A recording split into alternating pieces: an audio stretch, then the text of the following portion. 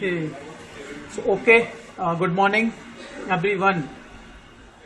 Last lecture में हम लोग जो भी important G codes and M codes हैं that we generally used in NC part programming, we have discussed those things in detail. Now we will be preparing a part program in NC word address format for turning operation, and you have to mention this particular program in your lab file also. ठीक है, ये file में भी आपको बनाना है.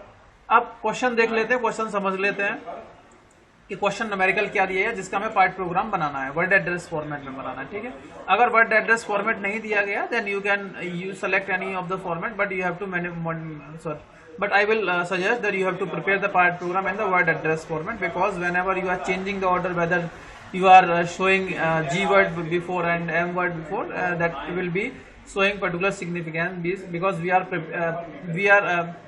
we put its address letter before the value. Question is example from A shaft 25 mm diameter, मतलब आपके पास एक शाफ्ट थी जिसका डायमीटर 25 mm था स्टार्ट में. ठीक है, अच्छा आवाज कट रही है, जस्ट रुकिए. तो सबसे पहले आप लोग क्वेश्चन समझिए, जिसके आसपास आवाज हो रही है माइक ऑफ कर लेना. क्वेश्चन है, from a shaft of 25 mm diameter make a stepped shaft with dimensions as shown in figure below. Take speed equals to 3000 rpm and speed equals to 30 mm per minute. ठीक है, तो आपके पास क्या है, आपको एक ऐसी शाफ्ट बनानी है. ये वाला डायग्राम या ये वाली इमेज आपको बनानी है, जनरेट करनी है सीएनसी पार्ट प्रोग्रामिंग के थ्रू. फाइनली आपका प्रोडक्ट ऐसा बनाना है आपको. और आपके पास ये सब बनाने से पहले आपके पास क्या था, ये सारी चीजें बनाने से पहले आपके पास एक शाफ्ट थी जिसका डायमीटर कितना था, स्टार्ट में 25 mm डायमीटर था.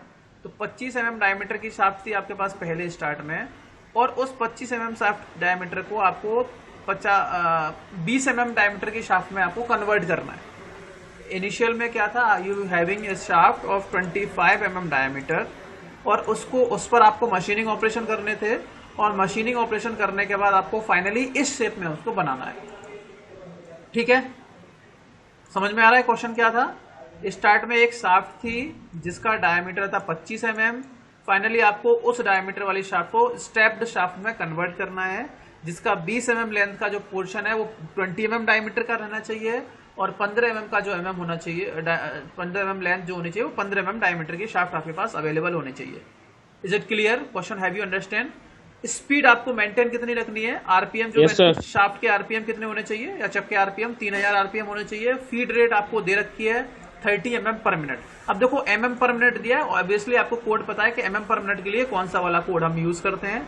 आरपीएम आपको दिया, रेवोल्यूशन पर मिनट दिए, तो आपको ये सारी चीजें, ये डेटा आपके पास अवेलेबल है. ठीक है, प्रोग्रामिंग आपको करनी है सबसे पहले. अब देखो 25 mm डायमीटर की शाफ्ट है. ये इस क्वेश्चन में ऐसा कहीं नहीं बोला गया है, इस क्वेश्चन में ऐसा कहीं नहीं बोला गया है कि आपको जो मटेरियल है वो एक बार में रिमूव करना है या 2 बार में रिमूव करना है.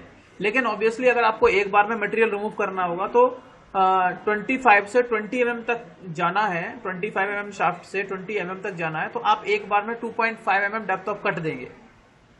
ठीक है, 2.5 mm डेप्थ ऑफ कट देंगे, और 2.5 mm डेप्थ ऑफ कट एक तरफ से जाएगा तो दोनों तरफ से 5 mm चला जाएगा, मतलब 20 mm की शाफ्ट तो मिल जाएगी. लेकिन आप मुझे बताइएगा 2.5 mm की जो डेप्थ ऑफ कट देंगे, क्या वो सही रहेगा? ये डेप्थ ऑफ कट ज्यादा नहीं हो जाएगी?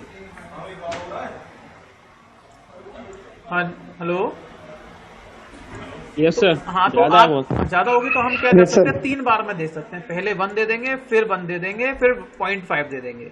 ठीक है, ये आपके ऊपर है, it is up to you. जब डेप्थ ऑफ कट नहीं बताइएगा कितनी लेनी है तो आप अपने हिसाब से ले सकते हैं. पहली बार 1 ले सकते हैं, दूसरी बार 1 ले सकते हैं, तीसरी बार 0.5 ले सकते हैं, तो टोटल 2.5 हो जाएगा एक तरफ से. अब क्योंकि सर्कुलर ऑब्जेक्ट है, जब टर्निंग होगी तो दोनों तरफ से कितना हो जाएगा, 5 mm रिमूव हो जाएगा, तो आपको बड़ी वाली शाफ्ट जनरेट हो जाएगी. ठीक है, तो ये आपके ऊपर डिपेंड करता है कि आप कितने स्टेप में इस मटेरियल को रिमूव करना चाहते हैं.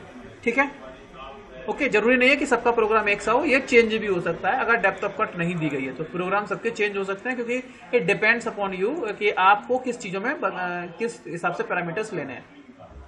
लेकिन कुछ चीजें तो इसमें फिक्स हैं. एस की जो वैल्यू होगी, एस जो है आरपीएम जो स्पीड होगी वो 3000 आरपीएम लेने हैं और एफ की वैल्यू दे दी है 30 mm पर मिनट। अब डिसाइड कैसे होगा कि एमएम में लेना है, तो एमएम के लिए आपको कोड पता होना चाहिए, क्या था, G21। डायमेंशन एमएम में देने के लिए G21 होता है, ठीक है। तो ये याद रखना है कि कौन से कोड आपको यूज करना है, ठीक है। चलिए अब एक्सेस कंट्रोल देख लेते हैं। मैंने आपको एक्सेस बताई थी एक्सेस सिलेक्शन के लिए। लेथ में क्या होता है, लेंथ के अलोंग कौन सी एक्सेस होती है, जेड एक्सेस, और उसकी विड्थ के अलोंग कौन सी एक्सेस होती है, एक्स एक्सेस। बताया था, ये एक्स एक्सेस इधर होती है और जेड एक्सेस इधर होती है। इसमें कोऑर्डिनेट्स आपको याद रखने हैं, प्लस राइट में जाओगे प्लस होगा जेड, लेफ्ट में जाओगे माइनस जेड, अप जाओगे माइनस एक्स होगा, डाउन जाओगे प्लस एक्स होगा। ये आपको कोऑर्डिनेट्स याद रखने हैं, लेथ मशीन में ऐसा यूज होना है, ठीक है। चलिए इतना समझ में आ गया। Yes sir. चलिए अब देख लेते हैं। अब नीचे जो आपको सॉल्यूशन दिख रहा है, ये सॉल्यूशन वाला डायग्राम आपको दिख रहा है, ये आप अपने हिसाब से चेंज कर सकते हैं, ठीक है। आप अपने हिसाब से कहाँ आपने 0 0 माना है, कहाँ 0 0 नहीं माना है, वो आपके ऊपर डिपेंड करता है कहाँ से कहाँ तक आपको जाना है। अब देखो इन्होंने क्या किया है, इन्होंने माना है कि जो वर्कपीस है उस वर्कपीस का extreme right bottom point, extreme right bottom portion जो है वो उन्होंने 0 0 माना है।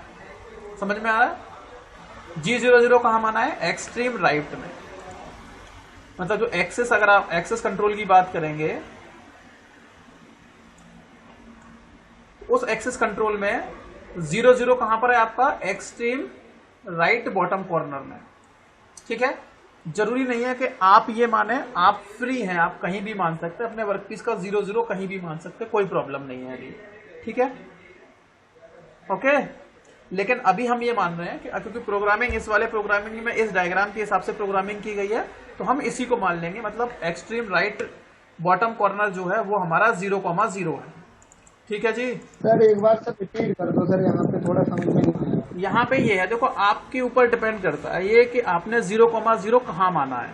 मतलब आपका वर्कपीस कोऑर्डिनेट सिस्टम के हिसाब से बात करेंगे तो हमने ये देख लिया कि हमारा 0,0 वर्कपीस के एक्सट्रीम राइट कॉर्नर पे है, एक्सट्रीम राइट बॉटम कॉर्नर है ना। एक रेक्टेंगल बनाओ सामने, तो ये 0,0 डायग्राम दिख रहा है ना आपको, 0,0 दिख रहा है, नहीं दिख रहा है, एक्स की वैल्यू 0, वाई की, जेड की वैल्यू 0। इसमें क्या है, कोऑर्डिनेट प्लस ये आपका पॉजिटिव जेड एक्सिस है और एक्स एक्सिस है, जेड एक्स प्लेन है आपका ये, ठीक है, जेड एक्स प्लेन है। तो इसमें इधर जाओगे तो आपका 0,0, अगर एक रेक्टेंगल बनाओगे तो एक्सट्रीम राइट में आपका 0,0 होगा, यहाँ पर ये 0,0 होगा, ठीक है। नहीं समझ में आया? यस सर, आ रहा है। ठीक है, कुछ ऐसे हो सकते हैं भाई, हम तो एक्सट्रीम लेफ्ट को 0,0 मानेंगे सर, बिल्कुल मान सकते हो, ये आपके ऊपर डिपेंड करता है which thing you are selecting the 0,0, ठीक है। क्योंकि आप अपनी प्रोग्रामिंग उस हिसाब से डिजाइन करेंगे, लेकिन इसमें क्योंकि क्वेश्चन में नहीं दिया है कि उस आपका जो फिगर का 0 पॉइंट कहां पर है, आप ऑरिजिन कहां पर है, तो आप अपने हिसाब से कहीं भी मान सकते हैं। टॉप बॉटम कॉर्नर भी मान सकते हो, टॉप एक्सट्रीम लेफ्ट मान सकते हो, एक्सट्रीम टॉप लेफ्ट मान सकते हो, एक्सट्रीम राइट लेफ्ट मान सकते हो, एक्सट्रीम लेफ्ट बॉटम मान सकते हो, कहीं भी मान सकते हो, ये आपके ऊपर डिपेंड करता है।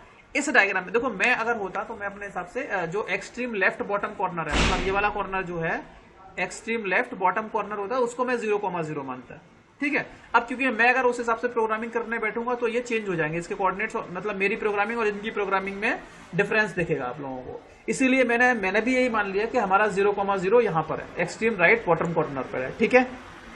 ये कोऑर्डिनेट आपको बताने पड़ेंगे क्योंकि उसी हिसाब से आप उसके एब्सोल्यूट कोऑर्डिनेट सिस्टम आपको यूज करना है या इंक्रीमेंटल कोऑर्डिनेट सिस्टम आपको यूज करना है, वो चीजें तभी तो बताएंगे ना। एब्सोल्यूट डायमेंशनिंग और इंक्रीमेंटल डायमेंशनिंग में कौन सा फॉलो करना है। अभी पहला ये वाला स्टेप समझ में आ गया कि मैंने आपको क्या बताया, मैंने आपको बता दिया कि कोऑर्डिनेट इन्होंने 0,0 मतलब ओरिजिन कहां माना है, ठीक है, ओके।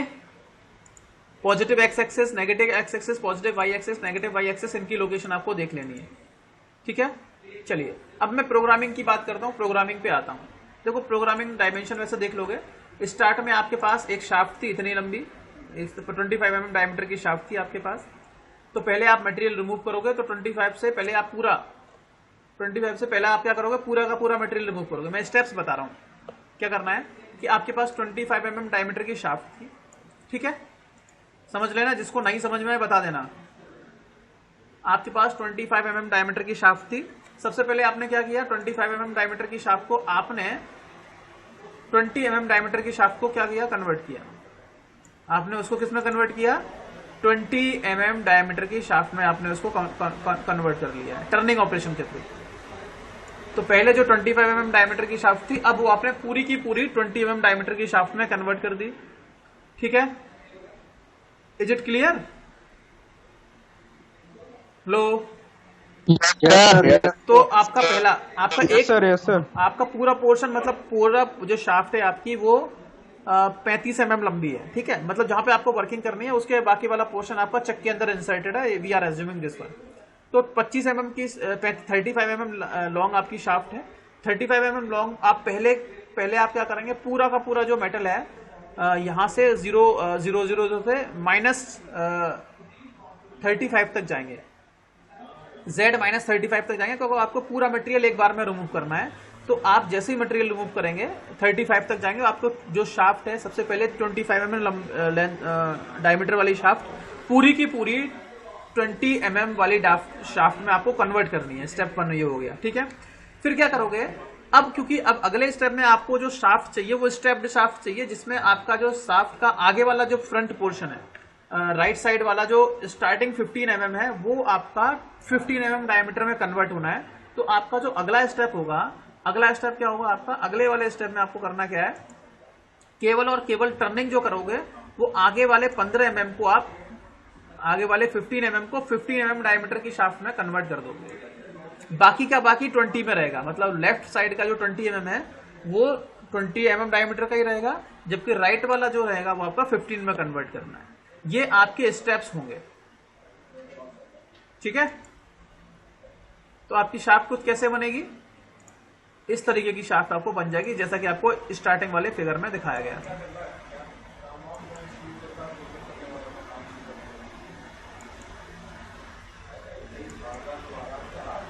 फाइनली आपको फाइनल शाफ्ट मिल जाएगी, जिसका साइज कितना होगा जो कि आपको रिक्वायर्ड है, उस साइज की आपको शाफ्ट मिल जाएगी। ठीक है, ओके, समझ में आ गया। एक 20 mm का रहेगा लेफ्ट साइड वाला, और राइट साइड वाला रहेगा आपका 15 mm का। चलिए, यहां तक कोई डाउट किसी को? Hello, no sir. चलिए, तो देखो स्टेप्स क्या होंगे, स्टेप्स हम बता देते हैं। सबसे पहले तो हमें कोऑर्डिनेट्स वगैरह, डायमेंशनिंग वगैरह, कौन सा कोऑर्डिनेट सिस्टम यूज कर रहे हो, एब्सोल्यूट प्रोग्रामिंग या इंक्रीमेंटल प्रोग्रामिंग, या which one you are using, वो सारी चीजें डिसाइड करनी पड़ेंगी। ठीक है, सबसे पहले प्रोग्रामिंग हमने बताई, इस तरीके से एक टेबल बनानी है। लेफ्ट साइड में आप बनाओगे एनसी पार्ट प्रोग्राम, और राइट साइड में उसका एक्सप्लेनेशन या डिस्क्रिप्शन। समझ में आ रहा है? एक पार्ट, दो टेबल बनाएंगे आप। लेफ्ट साइड में उसका पार्ट प्रोग्राम लिखा जाएगा, राइट साइड में जो पार्ट प्रोग्राम जो कोड लिखे गए हैं उनका डिस्क्रिप्शन होगा। आप बताओ कि इसका मतलब क्या है। सबसे पहले N01 मतलब सीक्वेंस नंबर आपने दिया।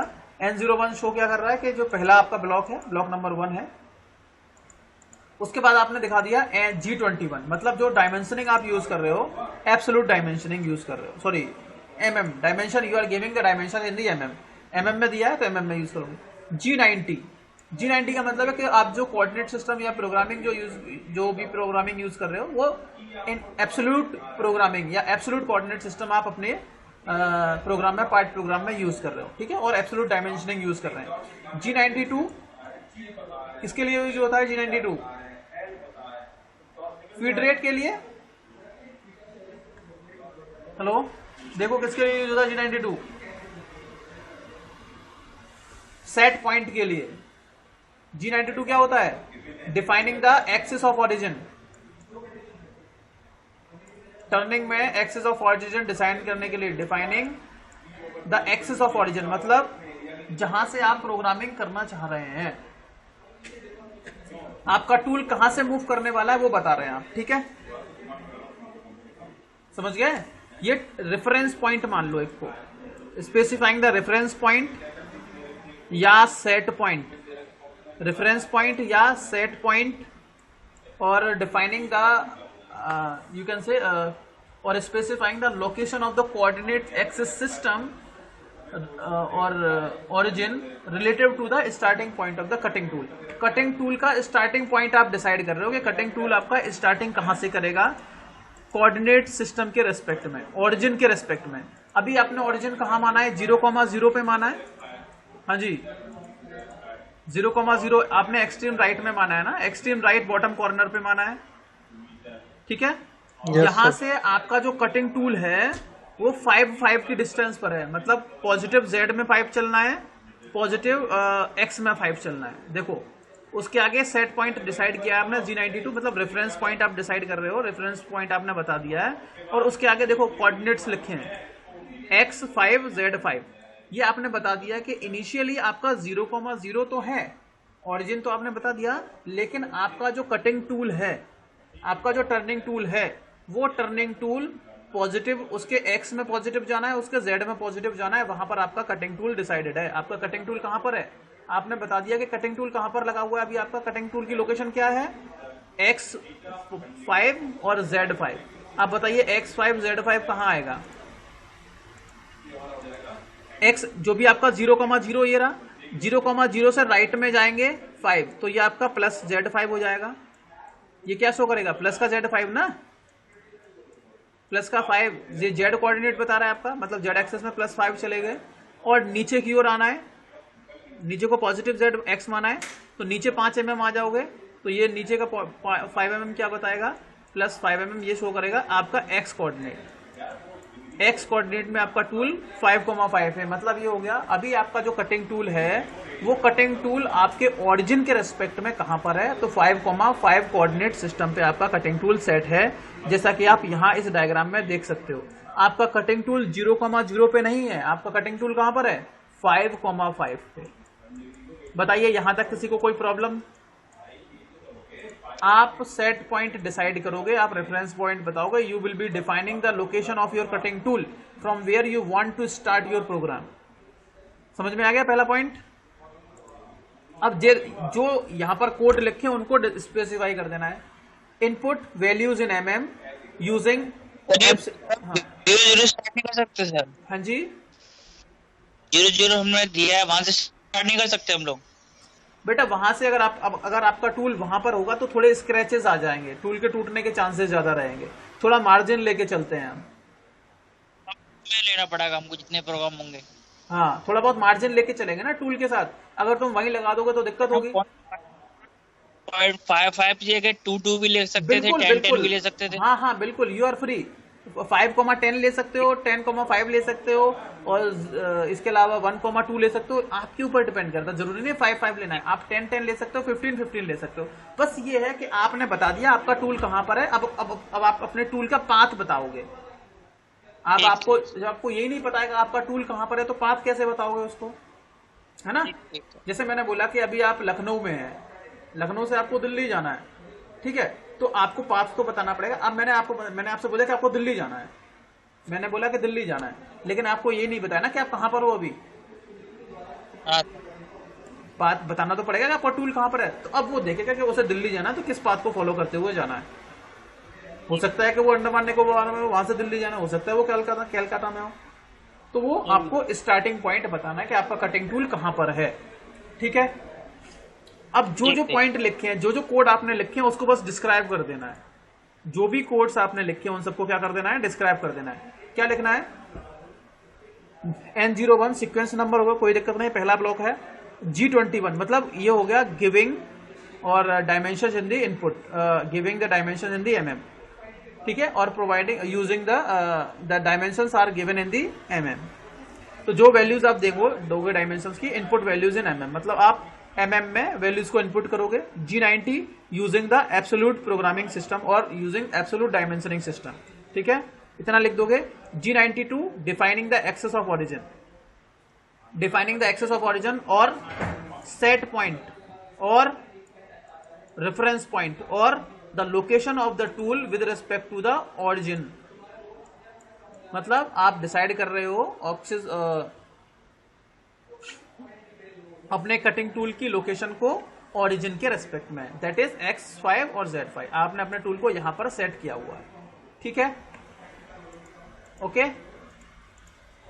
पहली लाइन समझ में आ चुकी है? हेलो, अरे बोलो तो सही यार।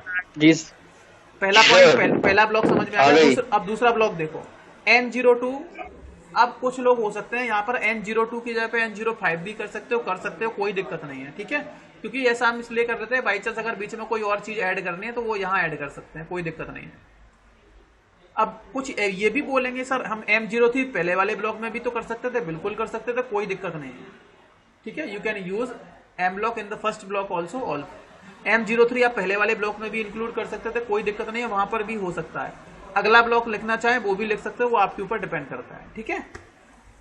ओके, N02 मतलब दूसरे वाले ब्लॉक में आप लिखा M03 दे दिया। M03 किसके लिए होता है? आपने अपने स्पिंडल को स्टार्ट कर दिया है किस डायरेक्शन में, क्लॉकवाइज और एंटी क्लॉकवाइज? क्लॉकवाइज। क्लॉकवाइज, ठीक है। M01 किसके लिए होता है?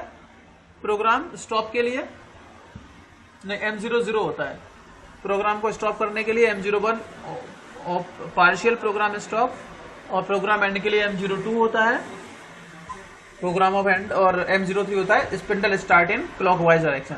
S3000 का मतलब है कि आपका स्पिंडल अब 3000 आरपीएम से क्लॉकवाइज मूव करने लगा है। इसका मतलब तो ये हो गया M03 S3000।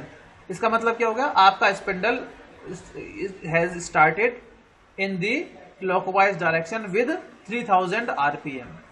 दूसरी लाइन का मतलब समझ में आ गया? Spindle started rotating in the clockwise direction with RPM 3000 RPM per revolution per minute RPM, ठीक है। दूसरा ब्लॉक समझ में आ गया? Yes sir. तीसरा ब्लॉक देखते हैं। अभी हम सेट कर रहे हैं प्रोग्रामिंग स्टार्ट, मतलब प्रोग्रामिंग बना रहे हैं, अभी कटिंग स्टार्ट नहीं हुई है, अभी हम सेट कर रहे हैं बाकी क्योंकि काम करने से पहले कुछ चीजें सेट करनी पड़ती है ना, तो वही सारी चीजें डिसाइड कर रहे हैं। तीसरा पॉइंट क्या है? N03 तीसरा ब्लॉक हो गया आपका। तो G00, अब G00 बताइए, आप मुझे बताइए क्या आप यहां पर G01 यूज कर सकते हैं या G00 ही यूज करेंगे? Tell me.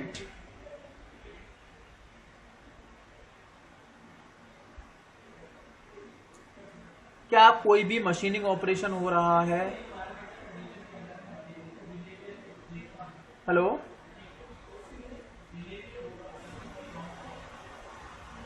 हेलो, अरे बोलो तो सही यार कोई। Yes sir, yes sir. हाँ, तो तीसरे वाले ब्लॉक में क्या है? अब आप अपने टूल को रैपिडली मूव कराएंगे, कहां से? X5 Z5 से रैपिडली मूव कराएंगे X0 Z2 पे, ठीक है। X0 Z2 पे आप अपने कटिंग टूल को X0 छोड़ के मैं चाहूं तो आप इसको ना यहां पर यूज कर सकते हो। X0 की जगह पर मैं तो हो सकता है फीड भी आप डिसाइड कर सकते हैं, कोई दिक्कत नहीं है। या अभी इसको छोड़ देते हैं X0 Z2, मतलब अब अपने टूल को रैपिडली मूव कराएंगे from the current location to X0 Z2, ठीक है। Rapid movement of the tool to X0 and Z0, मतलब Z इक्वल्स टू 2 mm पे, ठीक है। अब आपका कटिंग टूल क्या करेगा? रैपिडली मूव करेगा, X की वैल्यू 0 हो जाएगी वहां पर, और Z की वैल्यू -Z 2।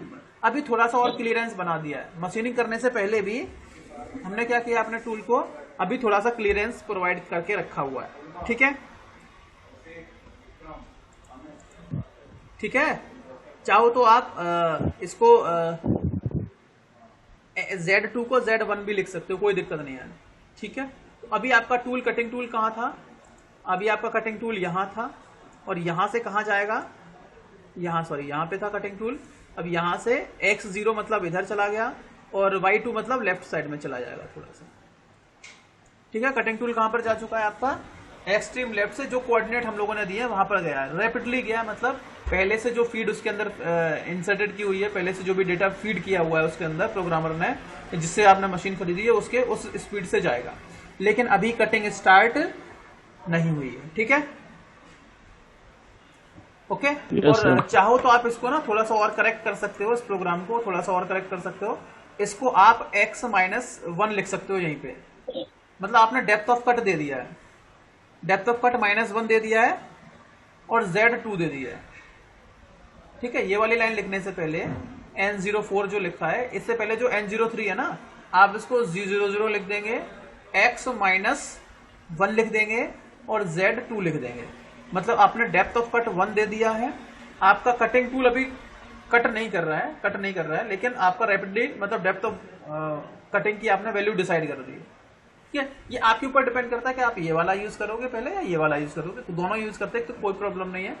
तो अभी हम इसी को मान रहे हैं, मतलब आपका कटिंग टूल अभी X5 Z5 से X0 Z2 तक मूव कर जाएगा, रैपिडली मूव करेगा। ठीक है, कोई प्रॉब्लम यहां तक। अब अगले वाले में क्या करेंगे, अब हम करवाना चाहते हैं कि आपका जो कटिंग टूल है, यहां पर हम डिसाइड कर रहे हैं, क्या डिसाइड कर रहे हैं, डेप्थ ऑफ कट। यहां पर हम क्या कर रहे हैं, डेप्थ ऑफ कट डिसाइड कर रहे हैं। तो जब डेप्थ ऑफ कट की बात करेंगे तो आपका कटिंग टूल चौथे वाले ब्लॉक में क्या होगा, 0.001, मतलब अब आपका जो टूल है कटिंग टूल, वो कटिंग करना स्टार्ट करेगा X-1, मतलब डेप्थ ऑफ कट आपने 1 mm दे दी है, और -30 जो अब उसकी करंट लोकेशन है, उस करंट लोकेशन से वो कहां तक जाएगा, -35। जब तक कि X-1 है और Z-35 है, तब तक वो क्या करेगा, कटिंग करेगा। ठीक है, तब तक वो क्या करेगा, कटिंग करेगा। अब बोलोगे कि सर Z-35 क्यों बता रहे हैं आप, तो Z-35 इसलिए बता रहे हैं क्योंकि आपका 0 एक्सट्रीम राइट बॉटम कॉर्नर पर है, और जब इससे लेफ्ट में जाएंगे तो ये माइनस में जाएगा ना, Z की वैल्यू माइनस में जाएगा कि नहीं जाएगा। हेलो, हाँ सर। बोल नहीं रहे यार तुम लोग, शांत हो जाओ। यस सर, हाँ जाएगा, माइनस में जाएगा। हाँ, अब आपका कटिंग टूल है X0 Z2 से डेप्थ ऑफ कट 1 mm ले लेगा। ध्यान रखना, अभी एक साथ मटेरियल रिमूवल नहीं हुआ है, अभी आपने केवल 1 mm डेप्थ ऑफ कट दिया है। ठीक है, 1 mm डेप्थ ऑफ कट दिया, आपका कटिंग टूल X-1 मतलब ऊपर की ओर चला जाएगा, ऑरिजिन से ऊपर यहां पर आ जाएगा कहीं, और यहां से लेफ्ट की ओर जाएगा। कब तक जाएगा, जब तक कि Z की वैल्यू -35 नहीं हो जाएगी। ठीक है, जैसे ही -35 तक जाएगा, अब आपकी जो कटिंग टूल है, इट विल स्टार्ट कटिंग। आपका कटिंग टूल टर्निंग स्टार्ट कर देगा, और आपका जो डेप्थ ऑफ कट है 1 mm जाएगा, आपका कटिंग टूल क्या करेगा, 1 mm मटेरियल रिमूव कर देगा एक तरफ से, तो दोनों तरफ से कितना हो जाएगा, 2 mm। ठीक है, सो कटिंग टूल स्टार्ट्स, और आप बोल सकते हो स्ट्रेट कट, और या बोल सकते हो linear motion of the cutting tool. ठीक है, लीनियर इंटरपोलेशन बोल सकते हो, linear interpolation of the cutting tool till X-1 Z, या giving the feed rate of -1 mm, and your tool will cut until these things is achieved, जब तक कि X-35 नहीं हो जाता है। ठीक है, defining the depth of cut and specifying the feed rate. Feed rate कितना है, 30 mm पर मिनट। इससे पहले G94 भी लिखना पड़ेगा। ठीक है, G94 क्यों लिखना पड़ेगा, बरेली यूनिवर्सिटी। अरे G95 नहीं होना, इसको G94 की जगह आपको लिखना है G98। यहाँ पे G98 और लिखना पड़ेगा, Z-35 के बाद G98। G98 किसके लिए होता है, specifying feed rate in mm per minute के लिए। ठीक है, feed rate mm per minute में डिफाइन करने के लिए हम किसको यूज करेंगे, G98 को, और उसके आगे लिख देंगे F30। F30 का मतलब है कि फीड रेट आपकी 30 mm पर मिनट है टर्निंग के लिए। मिलिंग और ड्रिलिंग में आपको G98 की जगह पे कितना यूज करना पड़ता है, G99। एक मिनट कहीं,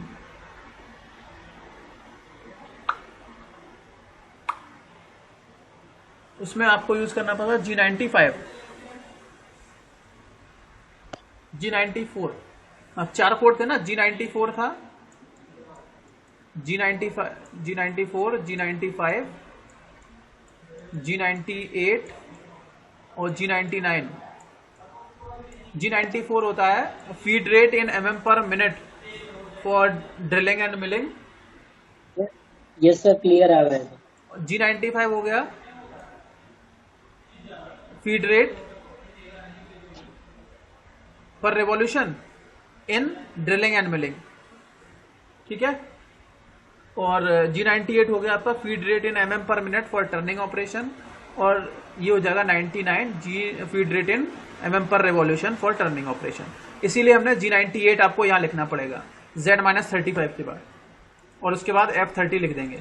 मतलब linear interpolation of the cutting tool till X is -1, Z is -35, and with the feed rate of the cutting tool in mm per minute is F30। मतलब 30 mm per minute, defining the feed rate. Feed rate भी आपने दे दिया, depth of cut भी दे दिया, और कहां से कहां तक टर्निंग करनी है वो भी दे दिया।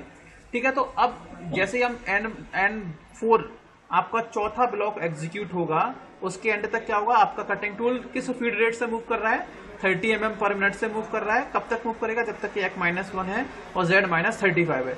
जैसे ही आपका ये वाला ब्लॉक कंप्लीट होगा, आपका कटिंग टूल 1 mm मटेरियल दोनों साइड से रिमूव कर चुका है, मतलब टोटल 2 mm रिमूव हो चुका है। तो आपका जो वर्क पीस रहेगा अभी, वो शाफ्ट कितने mm के डायमीटर में कन्वर्ट हो चुकी है अभी, 4th ब्लॉक कंप्लीट होने के बाद।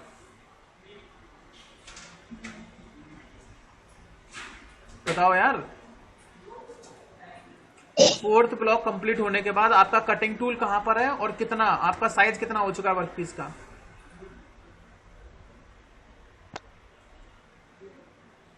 अभी तो क्या नाम है, अभी तो 1.5 और कम करना पड़ेगा हमको सर अभी तो, एक तरफ से ना, ये लोकेशन पे लाके सर।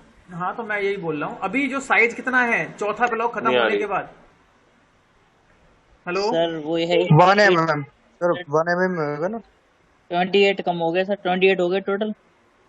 अच्छा, टोटल कितना, 25 है भैया, कहाँ भूल रहे हो, 23 23 हो जाएगा सर। 23। हाँ, अब जो आपकी शाफ्ट है वो 25 mm डायमीटर से 23 डायमीटर की हो चुकी है पूरी की पूरी।